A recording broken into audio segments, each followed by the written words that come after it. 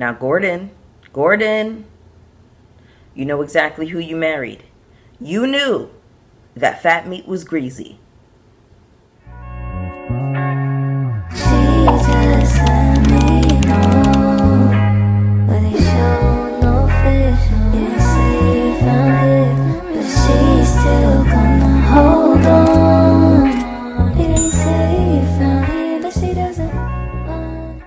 What's up, everybody? It's your girl Bonnie Scotch. Thank you so much for clicking on my video today. I wanted to bring you a review for Real Housewives of Potomac. This is season 9, episode 7. This episode, it was just all right for me. It was just okay. It wasn't a whole lot going on, but you know, we are moving the story along. So before we get into this review, go ahead and hit the like button for me. When you hit the like button, not only is it a free way to support my channel, but it's also a way of letting YouTube know that I'm here and that you all are rocking with my commentary, so YouTube starts to shoot my content out to other viewers just like you, an audience who ordinarily would not get an opportunity to connect with my channel. I just wanted to make a really quick church announcement before we get into this review. I have gotten something like 60 subscribers in the last week, and then the week before that I got like 80. So thank y'all so much. I mean, I'm seeing some new names down in the comments with us. I am really close to 4K. I'm like at 35, 50, somewhere around there. So I'm very close. I feel like I can hit 4K before Christmas. I feel like that would be a really nice Christmas gift to me. So go ahead and subscribe if you haven't already. Hit the like button. Let's go ahead and get into it. So we start the episode with Stacy and TJ. She is at her crash pad, which is basically her apartment that she uses to get away from her husband. Stacy says that she has been celibate for over a year now. Listen, I have been celibate as well, and I have to say, even in the celibate space, I know what affection feels like. Like, we're not going to play this game of, oh, I'm celibate, so that means that you should be accepting of this man who is refusing all of your advances. He's not even affectionate with you, Stacy. So what is this? What are you really presenting to us? And part of the reason that this is pissing me off is because it's so clear that this man is not on the same agenda with you. He's not on the same page. If you have to tell a man, I'm flirting with you, there's an issue there. Stacy, I just feel like is too pretty for this. Stacy can do a lot better. I don't understand what's going on. And once again, it doesn't seem like TJ is on the same agenda. You know what it kind of reminds me of? Something that happens in music that really pisses me off. I'm going to give y'all an example. You have a female rapper, and then she has a feature on the track. She has a male feature. She pulls this man in, and he is opposing everything she's saying. She's talking her big-ish, talking about running these N-words, talking about getting money and all of this stuff, and then he comes on the track talking about how he's running her. I don't like that. If you are a woman and a part of your brand is running these N-words, I want to hear whatever man is featured on the track to get on the track simping. I only want to hear simping. Okay, I only want to hear that he's spoiling you and taking care of you and doing whatever else. Y'all need to get these men on the same agenda. Also, I'm curious, how old is Stacy? Stacy gives me that she is in her 50s. TJ claims to be 41. Baby, that's a hard 41. That's a hard 41. I don't know if I believe that he's 41. TJ is asking Stacy what's going on with mediation. He says that he's glad that she's starting the process. Why? Why are you glad that she's starting the process? You're not even interested in this lady. Stacy says to TJ that the ladies think that he is running game. He says if they're making fun of me, they're making fun of God. No, baby, they're very much making fun of you. I hate the way he's throwing God around. You know, you're telling us that you're such a man of God, but you're running around with this married woman and asking her about mediation. What's it to you? You don't even like this lady.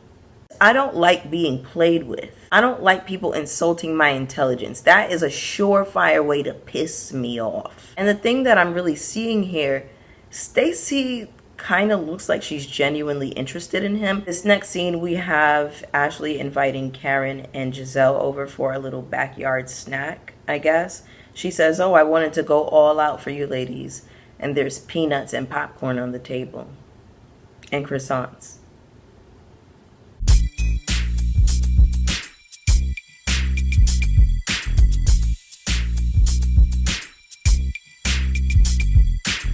Ashley reveals that her mom has a blockage on her heart.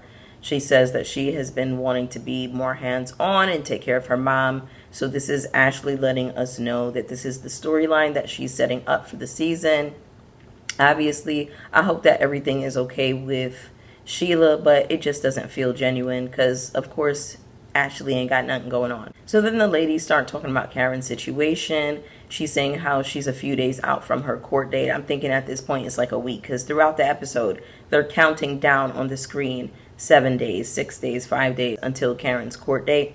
Giselle says that Karen was deflecting by bringing up Mia. Karen mentioned the YouTube video where Mia talked about how she had an opioid issue. Giselle, I just don't understand what the expectation is here for Karen. We know that she has a court date, so she's not going to talk about it in the way that you guys are used to dishing and talking about your business. It's a legal matter, so she's not going to do that. So Karen is telling Giselle that she heard Jamal is getting engaged. Giselle says that she told him that he needs to get married because pastors and politicians, you know, it looks better for them to be married. I said, child, even if they got a wayward dick down to the pulpit, to some extent, Giselle is correct. I mean, the public doesn't care that men have a wayward dick. They just want this forward-facing kind of facade. You know what I'm saying? The producers are asking Giselle, how do the girls feel about it? She says that they were confused because they didn't even know that he had a girlfriend. The lady went from friend to fiance. That tracks. Now we have Wendy and her family together at lunch for Cameron graduating from pre-K and Carter graduating from elementary school. So shout out to the babies. Very cute scene. I do enjoy watching Wendy and her family.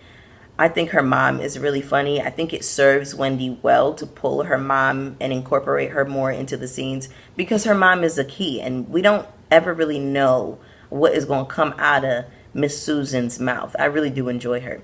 So we're having this conversation about Wendy's in-laws coming to her celebration. Here's my issue with this. Those people weren't even moved to come and celebrate the birth of your children. So now all of a sudden they're moved to come and celebrate, you know, your birthday or whatever party she's having. I guess she's having some kind of party. I can't even remember what she said. She wants to be celebrated. But in any case, all of a sudden they want to show up. It's giving opportunists. And I meant to say this like back whenever this first came up. I think it was in the first episode. But it's giving opportunists. Wendy has this newfound fame. She is having this outward glow up. And then Eddie has his new Happy Eddie business. Things are on the up and up for this family. And now all of a sudden y'all want to jump in and be family and be chummy when y'all have given Wendy and Eddie and their children y'all's asses to kiss for the past however many years. How old is the oldest child? Ridiculous. Absolutely ridiculous. They wouldn't be welcome anywhere near me.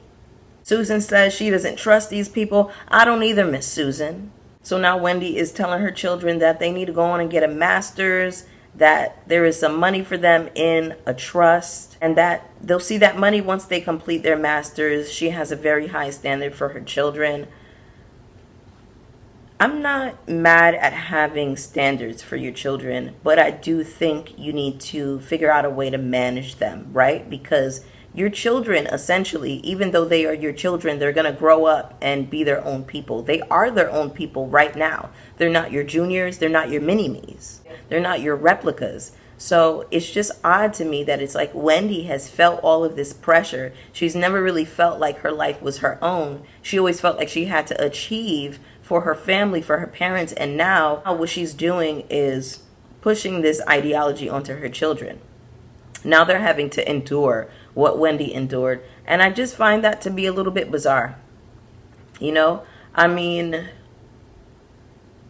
what if your kids don't want to get a master's? What if they want to start a business? What if it's a great business idea? What if they want to take up a trade? And I'm not saying that the kids shouldn't want to strive to be ambitious and get degrees and all of those things. I'm just saying the pressure of that, let them live their life. Let them figure it out. Like I remember like going through school or just like growing up and be, oh, what do you want to be when you grow up? I don't know. Girl, I'm thinking about Dunkaroos and Lunchables. I don't know what I want to be. Even when I was younger and starting college, like, I was so confused about my life path and what I really wanted to do. Actually, I knew that I wanted to be a dance teacher, so I majored in early childhood education. And then when I switched schools, I majored in education because they didn't have an early childhood education program, but that was whatever. But in any case, you know, I dropped out of school and my life took on a different path. I have done so many different things since I had dropped out of school. You know what I'm saying? A part of the reason that I didn't, you know, pursue fully being a dance teacher is because I had a really bad injury when I was around 19, and that just didn't seem realistic for my life anymore. And I went on to go and bartend. I went on to be a licensed cosmetologist, a crochet artist. There's so many things that I do. There's so many different eras that I was able to live out and not really have the pressure of school. You know what I'm saying? So I just feel like let your kids figure it out, man. So now we have Sheila coming over to Ashley's house. Ashley makes a healthy drink for her mom. Both of the kids are up on the counter booty scooting. Last week they were up on the roof of the car. Okay? It's just so rare to see Ashley's children with their feet on the ground. We learned that Sheila is still with the man who had her living under the bridge. And we also learned that Sheila is working 12-hour days. Isn't that the whole point of having a rich white husband? It's just so funny because you juxtapose Ashley's story against Marlo from Real Housewives of Atlanta. And Marlo loves to remind us that she was able to put her mom up in a house off of that white man's money that she was dealing with. That's the way you're supposed to work it. Hello? I don't know. I feel like you let a ghastly ghoul climb your back. You ought to get a little bit something more out of the deal. You shouldn't have to work so hard. Also, this is Housewives. I shouldn't have to be subject to Ashley's poverty-stricken life. We have a scene with Jassy, who is having like some little social, you know, party for her man. He was being honored at the White House along with his team for winning a Super Bowl. Now, y'all have been down in the comments shading the hell out of Miss Jassy, telling me that this man is a bench player. Now, I don't know nothing about that. But if he is, oof, Lord have mercy. I don't know how it works with bench players and how much they make and whatever. So I would have to look into it. Can I just make a quick observation, a really quick side note? Giselle's styling this season is so on the money for her. This is the nicest, this is the most put together that she has ever looked in 9 seasons that I saw her. I mean, last season, she had on a couple of things that weren't too bad. But this season, she has a new stylist. Her hair is, you know, being styled like in a current fashion. She doesn't have these hard 1996 curls in her head. So shout out to Giselle's stylist. It's not a whole lot going on in this scene outside of TJ being introduced to the group. Kiarna comes pumping through with her man. I'm sorry, y'all. I'm sorry. I hate to say this. It's too many ugly men on the show for me. Oh, I shouldn't have said that. I'm gonna take that out. I'm gonna take that out, y'all. All right, so Kay confronts Mia about your boyfriend is a drug dealer comment. Kay says he's actually a social worker, darling. Mia's like, well, he looks like it. She got you with that one.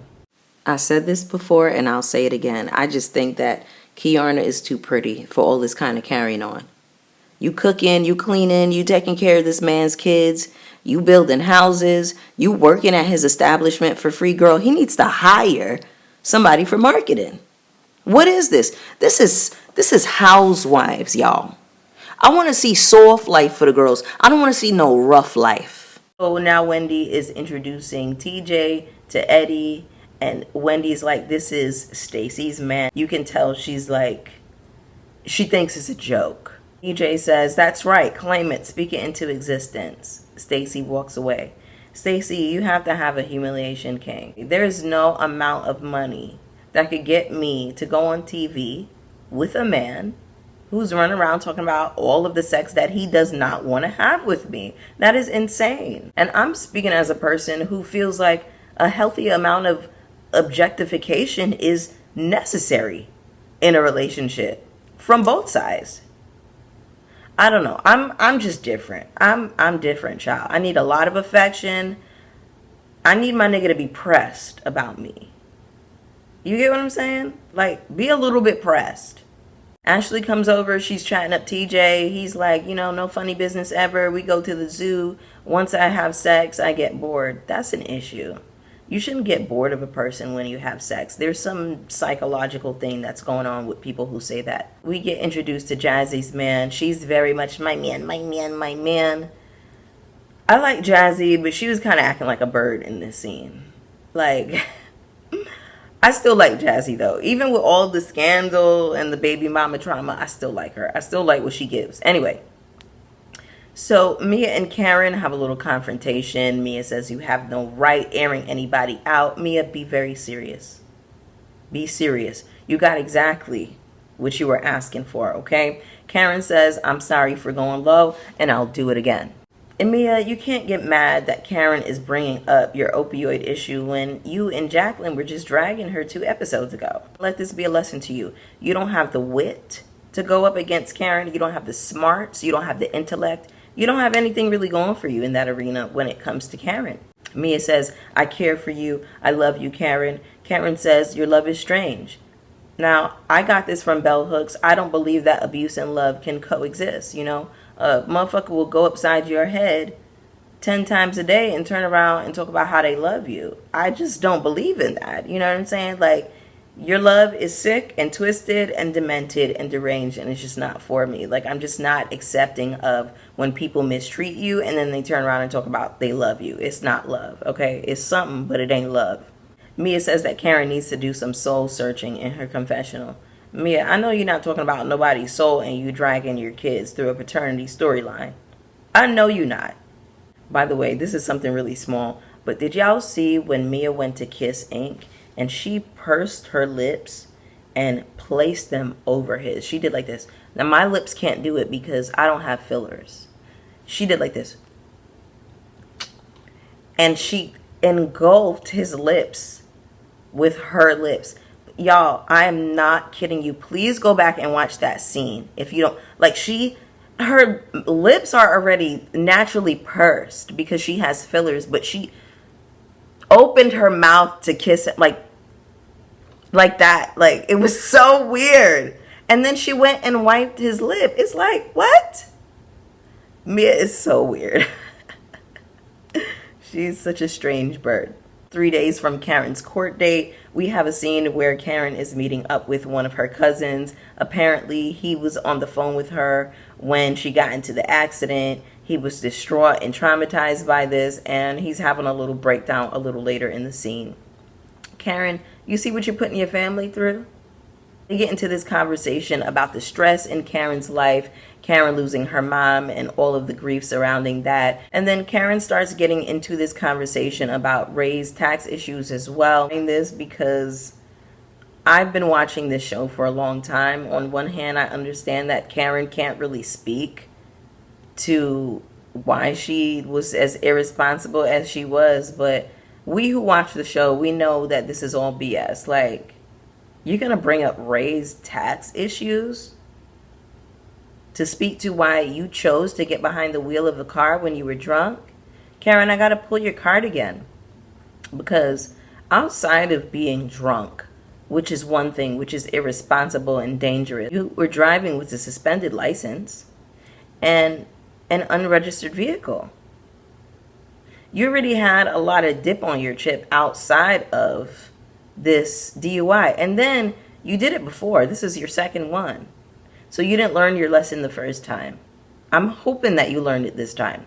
Karen just needs to make better choices. You're 60. You're not 18. This is ridiculous. Next up, we're at Mia's house. Mia says, can we have a conversation about the kids? Gordon tells Mia that I'm not going to be filming with you and helping to further your relationship and your story with Ink. I'm going to be honest with y'all. I feel like Gordon is working us a little bit. You telling us that you don't want to film, but you're fully mic'd up.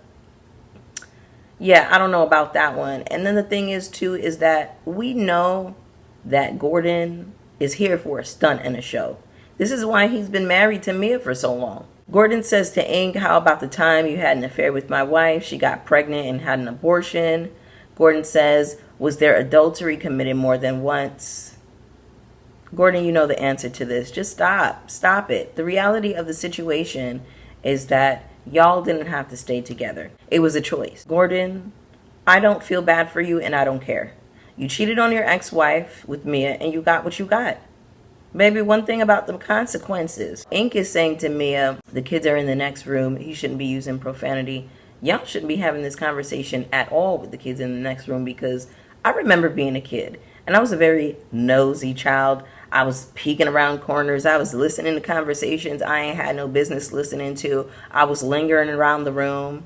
Okay, I was very much a child in grown folks' business. If you think that them kids are not, if you think for a second that them babies don't got them ears open, that was the episode. It wasn't a whole lot to it. Go ahead and jump down in the comments with me. You know I want to hear from y'all. Let me know what you thought about this episode. Go ahead and hit the like button if you haven't already. Subscribe, hit the notification bell so you know when I'm posting. And I will see y'all for the next one. Peace.